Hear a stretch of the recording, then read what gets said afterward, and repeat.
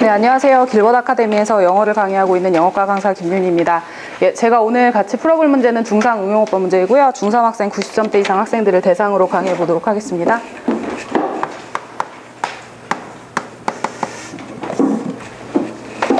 네, 일단 ABC로 지문이 구성되어 있는데 AC 지문은 이번에 기말고사 대비의 시험 범위인 비상2 교재 6과 7과 지문이고요. B번은 천재정에서 7과 지문인데 네, 시험 대비 기간이니까 그 공부가 좀 미흡하신 학생들은 동영상 보고 참고하시길 바라겠습니다. 네, A번 지문은 사람들에게 적절한 자전거를 선택하기 위한 방법에 대해서 언급을 하고 있어요. 그래서 네, 단계별로 자전거가 어떤 사람한테 뭐가 좋은지에 대해서 간단히 언급이 되어 있는데요.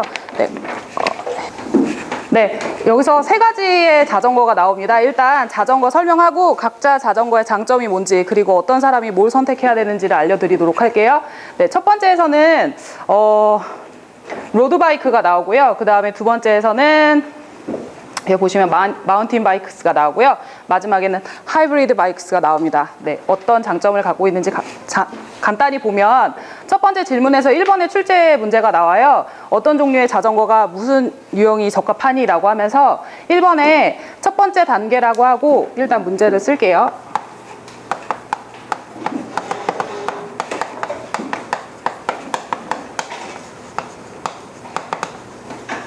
네, 여기에서 해석을 1번 문제를 풀 때는 해석을 좀 잘 하셔야 되는데 해석을 중요시하지 않고 문장 성분을 나누지 않은 채 이 문제를 풀면 오답이 70점대 이하의 학생들은 당연히 오답이 나올 거고 고득점인 학생들도 찾기가 좀 어려울 거라 판단합니다. 이 첫 번째 출제 의도는 to라는 것이 투부정사를 이끌 거냐 아니면 전치사 to이냐를 묻는 게 출제 의도입니다. 일단 step이라는 명사가 단계라고 해석이 됐을 때는 전치사 to를 갖고 나오게 되는데요. 그래서 여기서 becoming이 맞는지는 문제풀이 하면서 자세히 보도록 하겠습니다.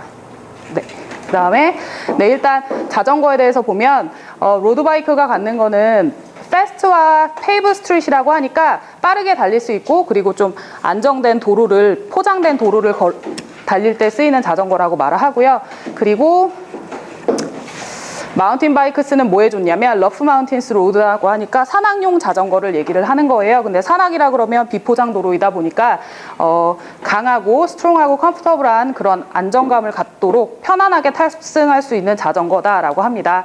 그리고 마지막에 하이브리드 바이크스가 나와 있는데 이 자전거는 그 두 가지 자전거, 앞서서 언급된 두 가지 자전거의 특징을 모두 다 결합하고 있다라고 얘기를 하면서 빠르고 강한 거 두 가지 모두 다 갖고 있다 하면서 이번 문제가 출제가 되는데요. 이 문장을 같이 해석을 좀 해볼게요. 만약에 너가 타는 거를 원하는 건데 for shorter distance 하니까 그 짧은 거리, 더 짧은 거리라고 언급을 해요. 그러면서 likely라는 문제가 나옵니다. distance부터 쓸게요.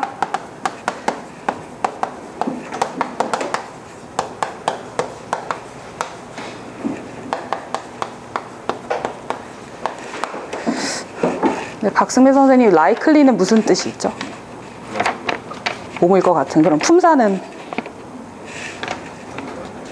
형용사 맞습니다. 그러면 여기서 likely가 해석을 제가 아까 해봐야 된다고 말씀드렸잖아요. 더 짧은 거리인데 뒤에 뭐가 나오냐면 너의 집부터 너의 집과 같은이라고 하니까 같이라고 하니까 할 것 같은을 쓸 건지 아니면 뭐뭐와 같은이라는 뜻을 쓸 건지로 접근을 해보도록 하겠습니다. 그 다음에 B번 지문 가겠습니다. 네, B번 지문은요, 야광 종이의 발명에 관한 짧은 일화를 소개를 하고 있고요. 여기 첫 번째 줄에 나와 있는 베키라는 10살 된 소녀가 1972년에 발명을 했다라고 하면서 지문이 이어지게 됩니다. 베키가 이제 차 안에서 숙제를 하고 있는데 이제 해가 지면 어둡잖아요. 그래서 이제 she had trouble to write라고 하면서 3번 문제가 출제가 됩니다.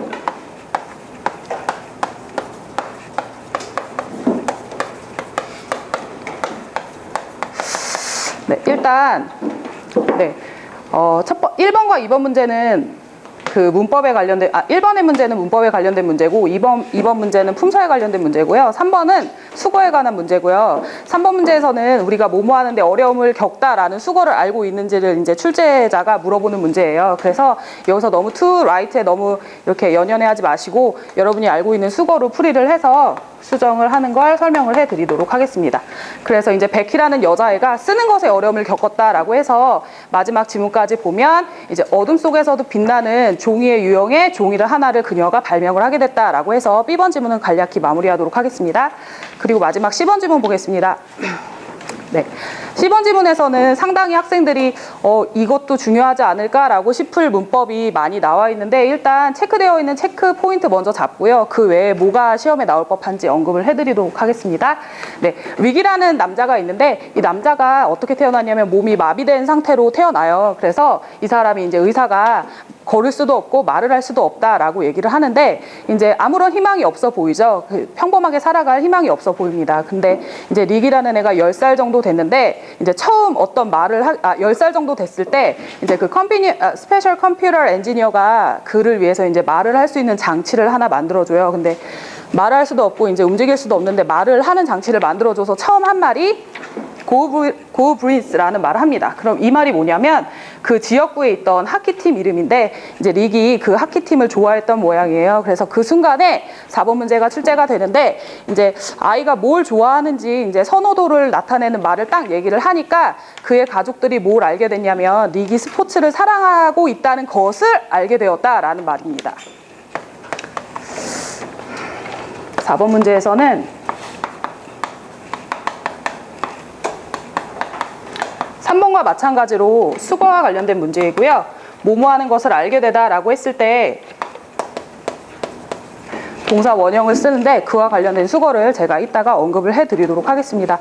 그래서 이제 여기 뒤에 지문 내용이 많은데요. 결국에 릭은 아빠 뒷과 함께 이제 그 스포츠 연습을 꾸준히 해 나가면서 이제 희망이 있는 삶을 살아가는 내용으로 지문을 마무리하게 됩니다.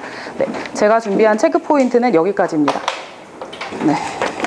사실 1번 문제는 체크 포인트를 잡을 때 제가 설명을 다 해버렸는데 그 간단한 개념만 알면 여러분도 문제를 틀릴 때 그렇게 어렵지는 않을 거예요. 여기서 스텝 2까지만 쓸게요.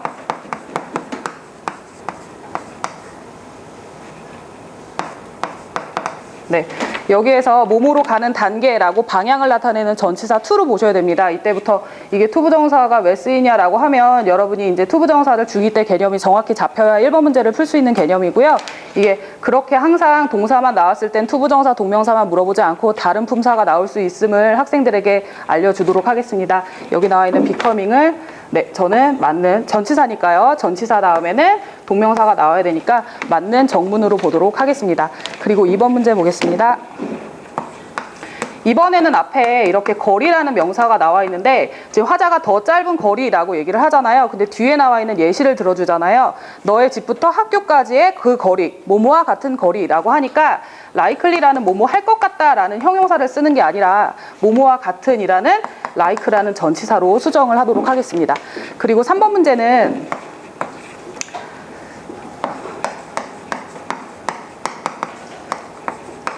아까 제가 잠깐 언급을 했지만 너무 그렇게 동사의 형태에 연연하지 마시고 이게 여러분이 암기했던 수거 있잖아요. 그 내신 대비를 하다 보면 단어만 외우고 그치는 학생들이 있는데 그 밑에 되게 중요한 그 프레스 구문이 나와요. 그 중요하게 암기해야 되는 구문들이 있는데 그 암기를 꼭 하셔야 이런 문제를 맞출 수 있는 거예요. 그래서 여기서 to write 같은 동사를 writing으로 바꿔서 have trouble ing 하면 뭐뭐 하는데 어려움을 겪다라는 뜻임을 알려주도록 하겠습니다. 그리고 마지막 4번 문제 볼게요. 4번 문제에서는 그의 가족이 알게 되었다라는 말을 하는 거고 그 다음에 오늘 시제일치 문제가 많이 나왔는데 앞에서 알게 되었고 뭘 알게 되었냐면 릭이 스포츠를 사랑했다라는 것을 알게 되었다니까 이렇게 앞에도 과거 뒤에도 과거라는 식으로 gat이라는 동사를 그대로 쓰고 그리고 knowing의 형태를 no로 바꾸도록 하겠습니다. 그리고 제가 아까 말씀드렸지만 그 1번 같은 문제를 풀 때 중2 때 배워야 되는 투부정사 개념과 동명사 개념을 정확히 인지를 해야 1번 문제를 풀 수 있고요. 그리고 제가 70점대 이하 학생들 같은 경우 중3 정도 되면 학생들이 1학년, 2학년 때 배웠던 문법들로 중3 문법을 해결하려는 좀 경향이 좀 보여요. 근데 난이도도 다르고 응용도 다르고 심화 문제도 나올 수 있으니까 이게 이제 3학년 때 배워야 하는 개념이 따로 있거든요. 예를 들어서 시간이 좀 있으니까 그와 관련된 문법을 한 2가지만 설명을 해보도록 할게요. 네, 일단 조금만 차장님 조금만 내려주세요. 네. 여기에 밑줄 쳐져 있는 체크 포인트도 물론 중요합니다. 문법 문제에서 충분히 나올 수 있는 문제이고요. 각 과마다 중요시되는 문법이 있는데 거기에서 여러분이 공부를 할 때 여기 3번째 지문에 있는 is로 시작하는 가정법 문제가 서술형으로 나왔을 때 어떻게 순서 배열을 할 것이냐, 학생들이 꼭 if로 시작해서만 서술형을 맞출 것이냐, 60점대 이하 학생들은 그렇게 생각을 할 거지만 좀 고득점인 학생들 같은 경우에는 가정법 과거의 순서와 과거 완료의 순서까지 모두 정리를 해서 서술형 문제 모두 맞추도록 지도하겠고요. 그리고 여기 10번 문제에서 보면은 네, 사실 이거에서 중요한 거는 뭐뭐처럼 보이다라는 이 seems that이라는 말을 주어로 시작하는 seems to 부정사로 바꿀 수 있느냐를 중요하게 다루게 됩니다. 근데 이 문장이 중요하니까 좀 칠판에 쓸게요.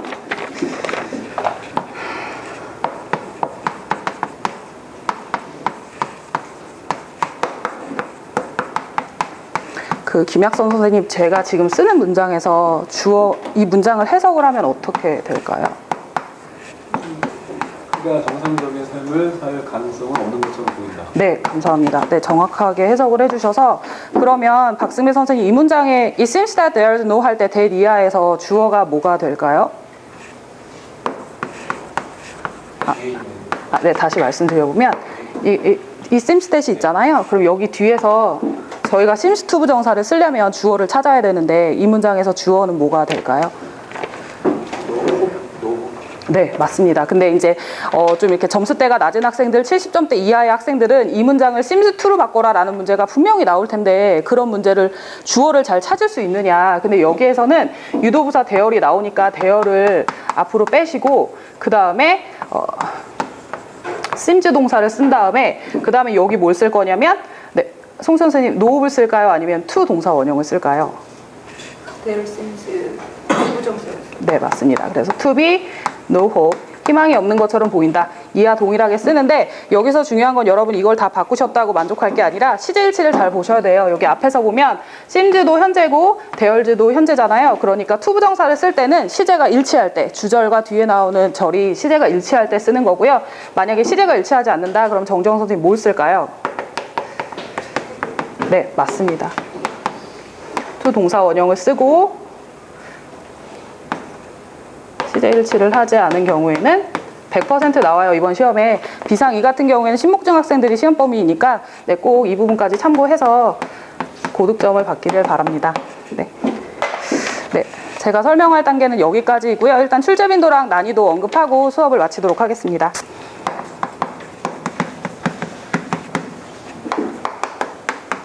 네, 1번 같은 문제는 네, 그 2학년 때, 3학년 때 1학기까지 투부정사, 동명사를 배웠으니까 그거에 대해서 혼동을 하지 않을 수 있는지를 물어보는 문제이므로 5에서 3을 주도록 하고요. 학생들이 네, 출제 빈도에 비해서는 오답이 좀 높을 거라 생각하여 5에서 3.5점, 0.5점 더 주도록 하겠습니다. 그리고 2번 문제 같은 경우에는 네, 뭐 품사를 물어보면야 학생들이 라이클리가 아닌 걸 알지만 이렇게 질문을 다시 역질문을 받았을 때 라이크에 대해서 왜 안 되는지, 라이클리가 왜 안 되는지, 품사가 뭔지라고 하면 일단 대답을 할 수 있는 확률은 낮다고 생각해서 난이도는 5에서 4 주도록 하고요. 빈도수는 5에서 2 주도록 하겠습니다. 그리고 3번 문제에서는 이 지문에서 가장 이 4개의 문제 중에서 가장 난이도가 낮다라고 생각하고요. 수거 문제이니까 네, 1 주도록 하고요. 그리고 출제 빈도는 5에서 2.5 주도록 하겠습니다. 그리고 4번 문제 같은 경우에는 그 빈도수는 5에서 4.5예요. 5점을 주고는 쉽지만 학생들이 이제 4.5라는 것도 높은 숫자이고요. 나올 확률이 이제 바꿔서 많이 나올 수 있음을 알려주고, 그리고 난이도는 네, 그 60점대나 70점대 이상 학생들은 오답이 많이 나올 수 있고, 이렇게 주어로 바꿨을 때, 심스2로 바꿨을 때 고득점인 학생들은 네, 바로 이제 주어를 잘 찾을 수 주어가 명백히 뭐 he, she, it 이렇게 나와 있는 게 아니기 때문에 난이도는 5에서 4점을 주도록 하겠습니다. 네, 제가 준비한 강의는 여기까지입니다. 수고하셨습니다.